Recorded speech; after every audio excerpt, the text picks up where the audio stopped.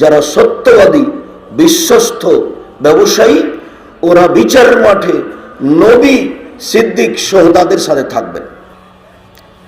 5 ওয়াক্ত সালাতের সাথে আপোষ করিয়েন না, আর হালাল রুজির চেষ্টা করবেন, ব্যবসা করে খাবেন, জমি চাষ করে নয়।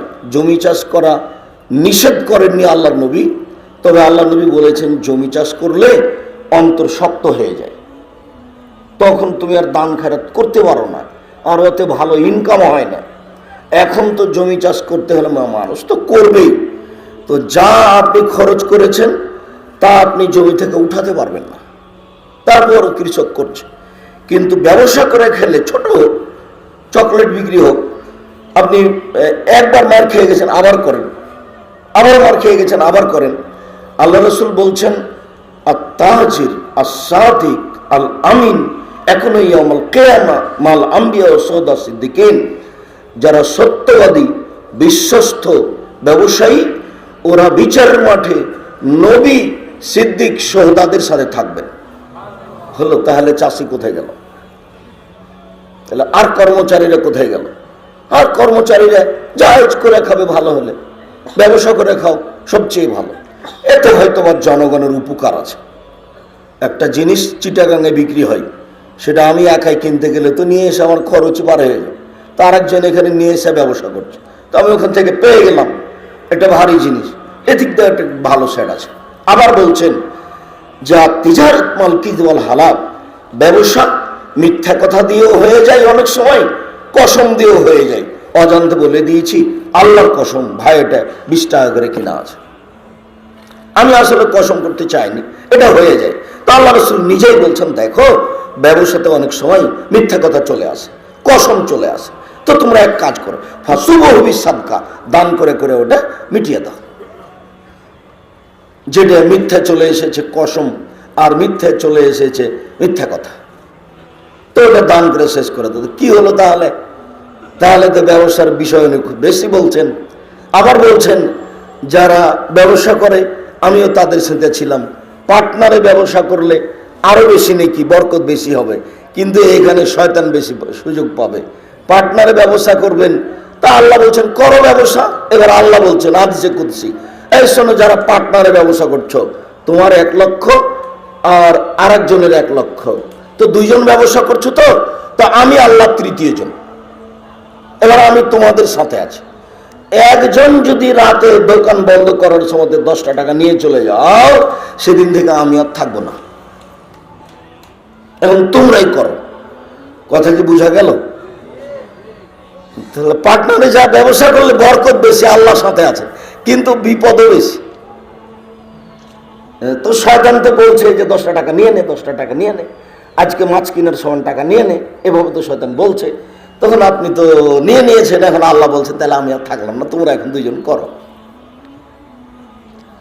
তো রুজি ব্যবসা করে উপার্জন করার চেষ্টা করবেন, সবচেয়ে ভালো হবে হালাল রুজি। বড় ব্যবসায়ী হতে হবে, এই কথাই ঠিক। বড় ব্যবসায়ী না হলে না বাপ মায়ের উপকার করতে পারবেন, না জনগণের উপকার করতে পারবেন, না ফকির মিসকিনের উপকার করতে পারবেন, না জামিয়া সালাফের উপকার করতে পারবেন, না নিজের একটা মসজিদের উপকার করতে পারবেন। চাঁপাইনবাবগঞ্জ রাজশাহীর মানুষেরা চাকরি করে, 25 তারিখে টাকা শেষ হয়ে যায়, তো 5 দিন কর্জ করে খাই, তো কি সহযোগিতা করবে বলেন?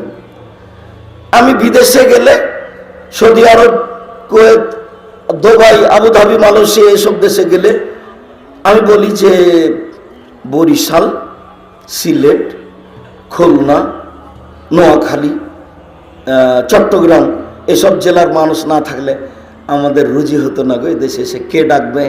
চাঁপাইনবাবগঞ্জের লোক কেউ নাই, রাজশাহীর লোক কেউ নেই, তার মানে ওরা চাকরি করে খায়। তা আমি যখন বিমানবন্দরে ঢুকি তখন দৌড়ে এসে বলে আসসালামু আলাইকুম, আরে আপনার বক্তব্য তো পরিবর্তন হয়ে আছে, আমি কি লাগবে বলেন, কি করতে হবে? বাড়ি কোথায়? নোয়াখালী। বাড়ি কোথায়? বরিশাল। কি করতে হবে? সে ওই কি ওটা যেটাকে পরীক্ষা করে বিদেশে যাওয়ার, করোনা টেস্ট করতে হবে।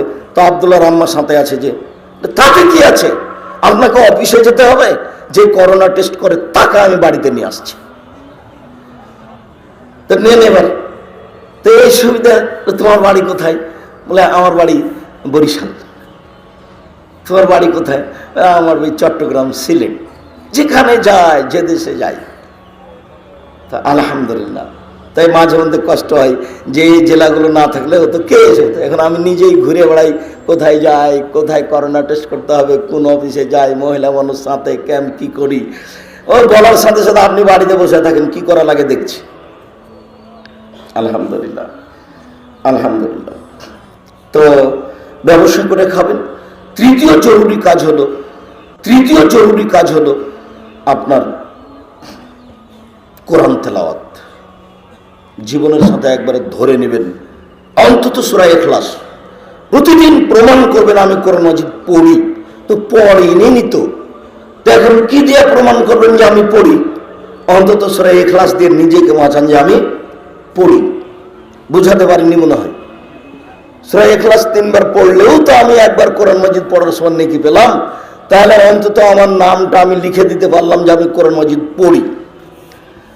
আবার রাতে উঠে আপনাকে আমি 2 রাকাত সালাত আদায় করতে বলেছি। আপনি দেখেন এইসব মিডিয়াগুলোতে দেখেন রাতের সালাত। তখন আমি বলেছি যে আপনি আপনার স্ত্রী রাতে উঠে শুধুমাত্র 2 রাকাত সালাত আদায় করবেন, শুধুমাত্র 2 রাকাত। মানে এটাতে চালু করেন।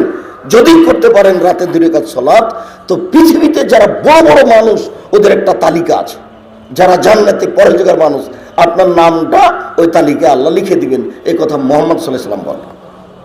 অল্পতে আমি তাদের সাথে চলে যেতে পারছি।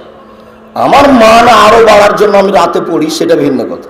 তাই একটু কোরআন তেলাওয়াত করবেন আর চেষ্টা করবেন রাতে 2 রাকাত সালাত আদায় করার, যে কোনো মূল্যে। এশার পর থেকে নিয়ে ফজর পর্যন্ত আজানে 2 রাকাত সালাত যদি আদায় করতে পারেন, অল্প দিয়েই হোক, সূরা ইখলাস হোক আর সূরা কাফিরুন হোক, নাস ফালাক যেটাই হোক, তাহলে অন্তত আপনার নামটা ওই বড় মানুষের তালিকায় চলে আসবে। এটা বিশাল ব্যাপার। আমি বলিনি এই কথা মুহাম্মদ সাল্লাল্লাহু আলাইহি ওয়াসাল্লাম বলেছেন। আর 4 নম্বরে যেটা জরুরি, এটা আজকের শেষ, সেটা হলো এই যে 2 জন যেখানে বসে আছে সেখানে বসবেন না। ওখানে কারো বদনাম হচ্ছে। সবাই যেখানে এসে গল্প করছে, আপনার জরুরি প্রয়োজন ছাড়া ওখানে যাবেন না।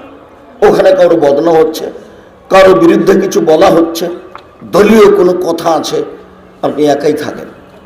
আর পৃথিবীর বয়স যত শেষ হচ্ছে, সামাজিক অবস্থা তত খারাপ হচ্ছে। তখন আল্লাহ রাসূল বললেন যে চলা ব্যক্তির চেয়ে বসে থাকা ব্যক্তি ভালো, রাস্তায় হাঁটার চেয়ে ঘরে থাকা ভালো, পরিবেশ খুব কঠিন হবে। তখন সাহাবীগণ বললেন যে আমি বাড়িতেই থাকলাম আল্লাহর নবী, তো কেউ যদি এসে আমাকে বাড়িতে মারে তখন কি করব? তখন আল্লাহ রাসূল বললেন যে তখন তাহলে আদমের 2 ছেলের ভালোটার মতো হয়েও। আদমের 2 ছেলের ভালোটা, খারাপটা বললো তোকে মারবো, তখন ভালোটা বললো তুমি মারো, আমি তোমাকে মারবো না। সমাজটা অন্যায় দিয়ে পূর্ণ হয়ে আছে। আপনার ভালো কথাটাই খারাপ ওর কাছে, সমাজের কাছে। আপনি একটা ভালো কথা বলেন, সবাই রেডি করে উঠে মনে হচ্ছে আপনার দাঁত ভেঙে দেবে। আপনি যেন কত অপরাধী। আল্লাহ রাসূল এই কথা বলছেন, সত্য হবে মিথ্যা, মিথ্যা হবে সত্য, আত্মসাৎকারী হবে আমানতদার, আর আমানতদার হবে আত্মসাৎকারী, এবারে নগদ চোখের সামনে। কাজেই 2 জন যেখানে বসে আছে সেখানে সম্ভবপর সহজ বুঝবেন না। অনুরোধ থাকছে দোকানপাটে বসে সময় কাটায়েন না। অনুরোধ থাকছে জাতিকে, দেশবাসীকে, দিনী ভাই বোন সবাইকেই যে আড্ডাটার আশ্রয় নেবেন না, হাটে বাজারে যাবেন না, জরুরি প্রয়োজন ছাড়া। সবচেয়ে খারাপ জায়গা বাজার, আর সবচেয়ে ভালো জায়গা মসজিদ।